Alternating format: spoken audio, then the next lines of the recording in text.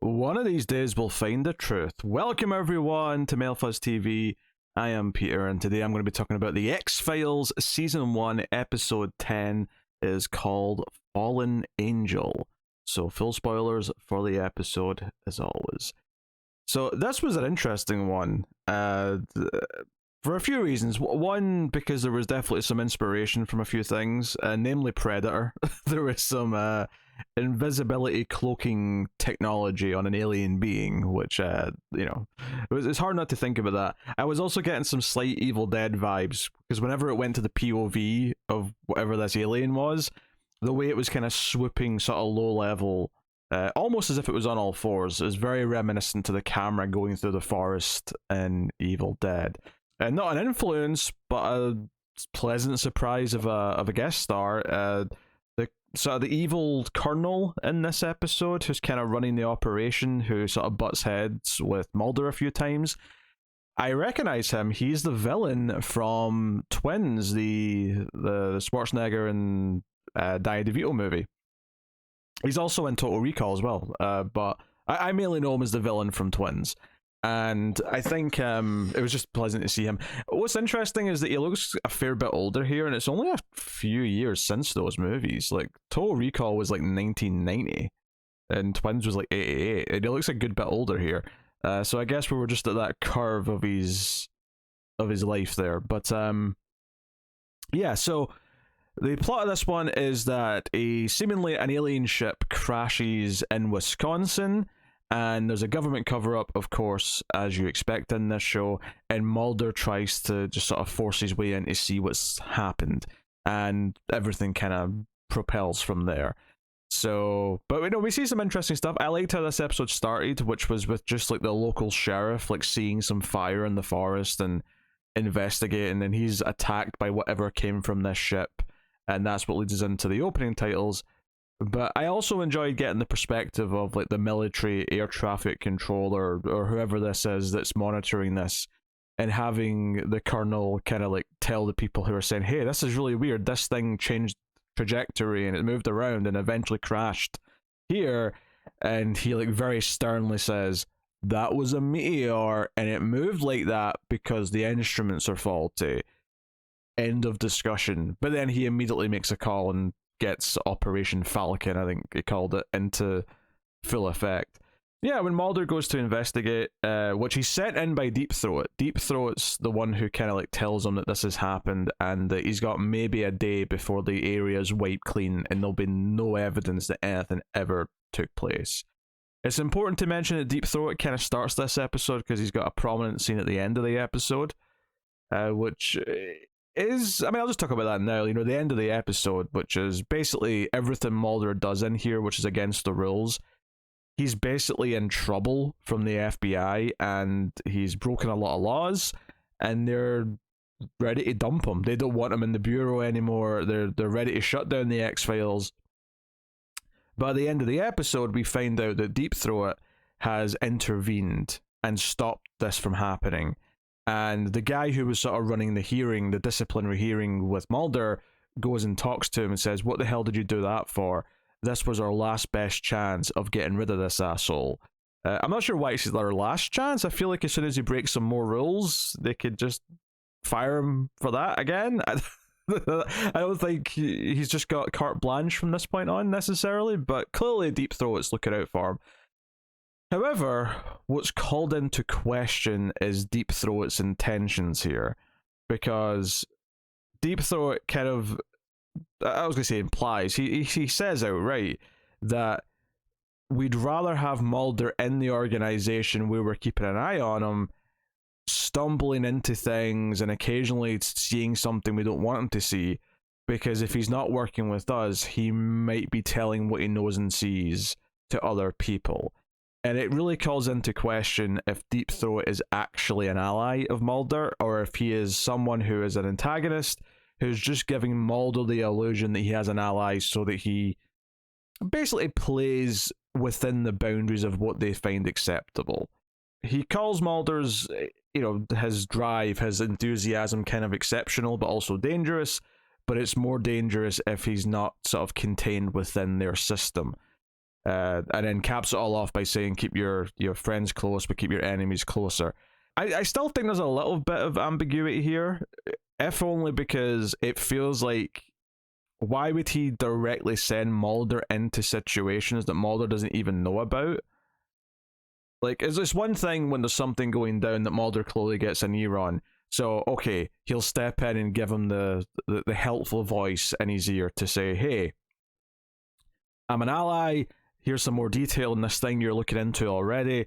But this one's a little bit different, and I think there's been a couple of these now where Deep Throat is the one who brings the entire situation to Mulder's attention. He's the one who says, hey, this thing happened, you might want to go and investigate it. And that does leave me with a little bit of wiggle room here, where maybe, maybe he's saying this to his fellow FBI people that are, around his level. That's how he's justifying what he's doing by protecting Mulder's job, but he is actually working with Mulder and does want Mulder to find and uncover things. Alternatively, though, he could just be playing Mulder, and he's never been an ally. It does make me wonder why he would even put Mulder on the path to, investigate this crash ship, and certainly some things in the past as well. I don't have an answer for why that would be. That would... I don't want to say that would be a plot hole or sloppy necessarily. There might be a reason that becomes clearer as time goes on. But given just the context of what I have so far, it feels like he's giving Mulder information he wouldn't need to if he is just playing him. But the episode definitely wants you to think about this. Like, can we trust this guy? Should Mulder trust this guy? Adds a little bit of tension, a little bit of uncertainty to the whole thing. And that's fun. Like, that's not a bad thing. Like, I'm not complaining about any of this. I'm just kind of like thinking through the logic of how it works. If he is just playing Mulder for keeping him sort of contained effectively, or if he is actually wanting Mulder to uncover things and go further, or alternatively, I suppose the third option is that he is playing him, but he actually wants Mulder to uncover things and go further than anyone else because he believes Mulder will actually discover something that the rest of the Bureau won't. Maybe he's exploiting Mulder because he thinks Mulder will get to things that he would never otherwise find out about. So that's also a possibility. And hell, maybe that may even be the most likely of the three, honestly, if I stop and think about it. So... yeah, the main gist of the episode is that Mulder gets nabbed taking photographs of this crash site. There's like a sort of pyramid part of the ship. I don't know if it's like broken up here. They've been spraying it with like foam or whatever it is to put out fires and things like that. So it's got this kind of like cover residue on it, which I don't think is native to the ship. I think it's just what they've been spraying it with. But that's the glimpse we get before he's taken to a cell and he meets the character of Max, who is a guy who tracks UFOs. He's crazy about it. He's part of a group.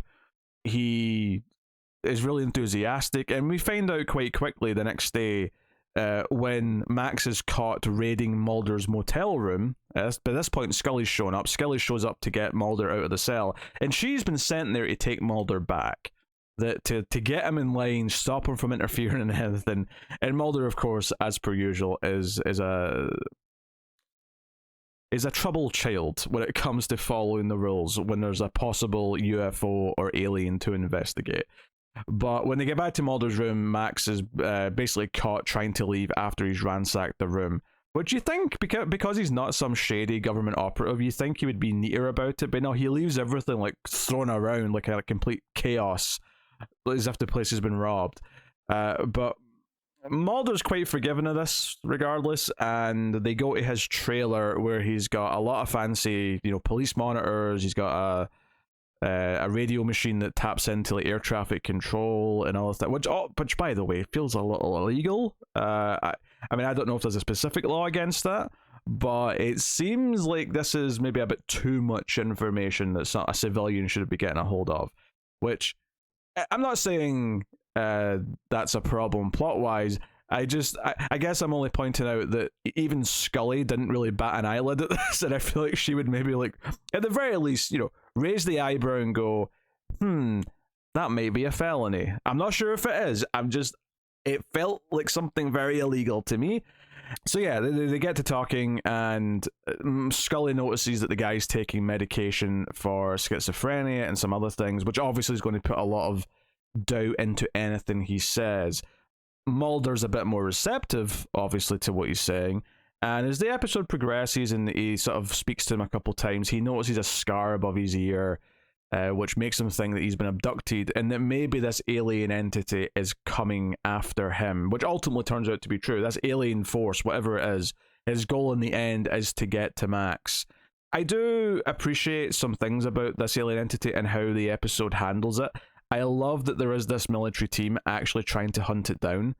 And at one point they get close, they're tracking it, and the thing, like, there's a big flash of light and it burns them all. They got burns all over their body. When Mulder and Scully try to talk to the doctor who treated the sheriff who first encountered the thing, he says he had burns all over his body, as well as the firefighters who went out there initially. And they're talking about these burns being comparable to people who were in Hiroshima when the nuclear bomb went off. And that's the level of burns we're talking about. And so it's like, okay, that's kind of spooky. It's, you know, otherworldly, sets you in the mood. Obviously, Mulder's conspiracy theories and brains doing jumping jacks at this point. And that's all fun stuff. But I think I like the military going after it and then like basically failing. They're constantly tracking it through. If anything, you know, it's almost surprising they didn't do a reveal. Because while I'm comparing it to Predator because of the camouflage, like invisibility cloaking tech, you never actually, they never decloak. You never see this thing. They keep it a secret. And maybe that's because they've not decided what it's going to look like yet. If this particular alien entity species is ever going to come back, maybe, you know, like maybe they've got more plans for this down the line and they've not designed whatever it's going to look like yet. Or maybe not. Maybe we'll never see it again. It was just a choice to be like, no, this is more creepy and mysterious if we never see it, which is a valid enough thing to do. So I enjoyed those elements. I enjoyed the fact that we kind of, again, reference Predator by having the military use, what do you call them, thermal goggles to you know, to look for it, right? They're basically using infrared to see where it is because they know it's invisible. And, you know, this thing, you know, does, like, there's a little sequence at one point where it's breaking out of the military have put a perimeter around the crash site, and it's very high tech actually. I mean, a bit absurd for 1993 or wherever we're at right now, where it's these like posts that shoot like 3 red lasers, and the lasers make up the fence. So it's very high tech for 1993. But this thing just kind of goes through it with it. You know, it's like you get like a POV shot, like it's testing the waters a little bit and seeing if it can go through. But it seems to go through without too much effort. But all of this is good fun. It all kind of comes down to a sequence at like a warehouse at the docks, which, by the way, TV 101, we always have episodes that end up in warehouses or at the docks or maybe abandoned factories because they're just, it's where it's cheap to shoot things, so that's where we get a lot of scenes. Now, something happened here that, to the show's credit, now I joked when this happened back in the Ghost episode, the Ghost, you know, the one that was like Carrie but then it turned out to be a ghost. When that episode happened, I made a couple of comments about how all this spooky shit happened in front of Mulder, but Scully conveniently just missed it, so she could remain skeptical. And it's only Mulder who saw the absolute, you know, something supernatural just happened in front of him. And I said, oh, I wonder if that's going to happen a lot. And to his credit, I don't think it has. I don't think I've been pointing those types of moments out too much since then. But this episode does have it, which is not a complaint, because like I said, it's been a good, like, 4 or 5 episodes since then. I don't think it's been too frequent. But Mulder, when the alien comes in and pushes Mulder aside, it lifts up Max in this like beam of light, and he's sort of floating and he's sort of glowing blue in the air until he eventually like disappears. Why? And Scully's outside with the military at this point. They've sort of taken her in and they're getting ready to come into the building. And I was like, oh, of course Scully doesn't see this.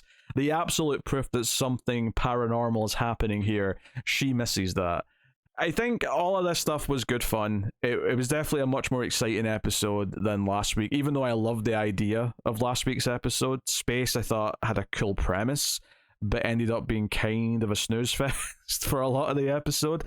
this had a lot more things going, because even when Mulder and Scully were investigating just the people who responded to the crash, the local authorities, and details of the cover up, how they're saying it's some sort of toxic spill, and then there's the high level cover up, the classified cover up, as Mulder calls it, which is that this is actually a plane with a nuclear missile on it, from I think Syria. I think they said. And they're looking for the pilot, and they were looking for the pilot. It just wasn't. It was a bit more extraterrestrial than that. All that stuff was fun, but it got to keep bouncing back to the military hunting down the alien itself, and I think that made for a nice pacing between the two.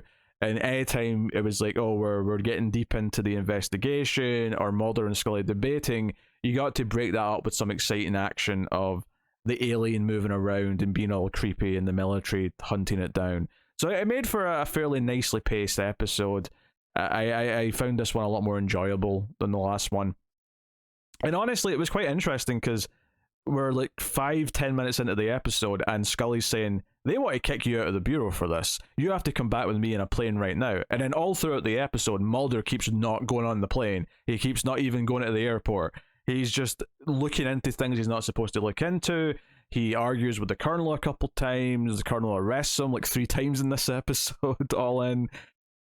So I was wondering, we're halfway through season 1, right? Well, almost halfway through season 1. Another couple yet, I guess, to go, but we're in the middle area.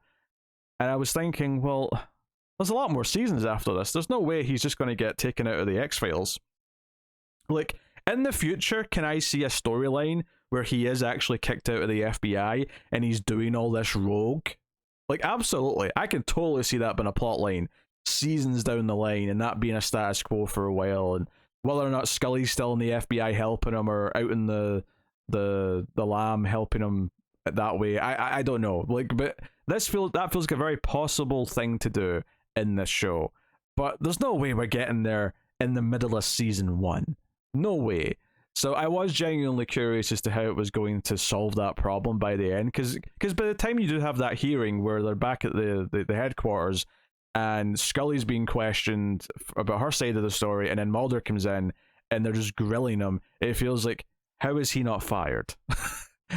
He should be at least fired and possibly arrested for some of the things that he's doing and challenging. I mean, not that I necessarily think that as a person, I'm just saying, based on the system and how it works, it feels like that should be it. So that ending with Deep Throat effectively just being a Deus Ex Machina, swooping in and saying, nope, he's untouchable, is very interesting, and it's a new lens to look at the episodes going forward. Maybe not all of them, but certainly in the grand scheme of the overall plot, thinking about how there is someone higher up, possibly for nefarious means or manipulative means, but there is someone higher up the food chain who is protecting him and wants him to look into this stuff. And that is, that does at least give us a slightly different context to what we've had for the first 9 or 10 episodes. So that does shake things up a little bit. It doesn't really effectively change how the plots are going to play out that much, but it does make you think about a little bit of it differently. So it's a nice little shake up to have in the middle of your first season. And we're at episode 10, so it's entirely possible we're around the time of the mid-season break. Assuming it aired, it must have done, because we had a Halloween episode a few ago, so we're probably around that mid-season break time, so this may have been a cool little cliffhanger if this was the last one before Christmas. But who knows, maybe the next one's a Christmas episode, I don't know, I haven't looked ahead yet. But, yeah. If I have any critiques about the episode, because it wasn't a perfect episode by any means, it was a really fun one. My only critique would maybe be that the character of Max was a little bit annoying. He's a bit much to take at times, and that's kind of the point. He's this over enthusiastic UFO nerd who might just be crazy. That's kind of what they're going for. But it's maybe that sort of thing where the guest actor is just kind of hamming it up just a little bit too much, rather than being something a bit more, forgive the phrase, down to earth. But I did enjoy Marshall Bell, who's the actor from Twins that I mentioned, plays the Colonel. I enjoyed seeing him. He's got a very he's perfect as this military dude. Like, he's got the perfect kind of like slightly gravelly voice, and he's got a very kind of mean-looking face. But I always liked him in the movie Twins, so it was nice seeing him. And I do think he gives the right attitude to this character. I almost wish he pops back up again. I don't think he will, sadly, but I did enjoy seeing him. You know what? I don't hear people talk about the movie Twins that much, but I grew up with that movie, and I really like it. I mean, a lot of it's probably clouded in nostalgia, but I think it works. I really do. So, yeah, that's pretty much the episode. There's no other glaring details that I think I wanted to mention. Other than just enjoying the direction of the alien segments, the POV stuff, the flashing lights. We even start this episode in a very familiar image of like light coming from behind trees. That was something we had way back in the pilot, and it's something that I feel like we're going to return to again. But this time it was, a similar idea. So, no, very good. So enjoyable episode, right? Not the best, but enjoyable for sure. It's not quite as good as Ice, and certainly not as good as Squeeze, but I had a good time with it. Let's look ahead to next time then. Episode 11 next week. We'll be looking at an episode called Eve. Do we have twins in this? I'm just going by the image. It looks like we've got twins, or at least two sisters wearing red. Mulder and Scully search for two missing girls who disappeared after their fathers were murdered in an identical fashion. So they're not actually twins, but they're twinsies in the sense that the dads both get murdered together in a similar way. No? I'm thinking when you when you realize you're wearing the same shirt as someone and you say twinsies, this is like that, but for... Well, I was going to say patricide. It's not patricide. It's not patricide unless it turns out the girls themselves killed their dads. But, you know what I mean? Like the Daddy Death. Daddy Death Day. Maybe they celebrate it together every year after that. I don't know. But that is Eve. So we'll see what that is like next time. But thank you for joining me. You can of course support all the content on Patreon. I just started reviewing an exclusive. I started an exclusive review series for Patreon and YouTube members. A monthly review series of Columbo. They're effectively TV movies. I did the first one. It's already up on Patreon and it's on the YouTube membership. So if you're interested in hearing my thoughts on Columbo, which is, at least from the first episode, a very interesting show, then by all means you can do that and support all the content. And if you like the movie podcasts over at Male Fuzz Movies, which if you don't know those exist, go and check those out. It's me and other people talking about sci-fi, horror, all types of movies. You can get bonus shows for those on Patreon, and all of it does help keep the content coming and makes this sustainable. So thank you very much for joining me. Let me know what you thought of this X-Files episode in the comments. But once again, thank you very much. I'll see you next time. Keep watching TV. Have you got any vanilla?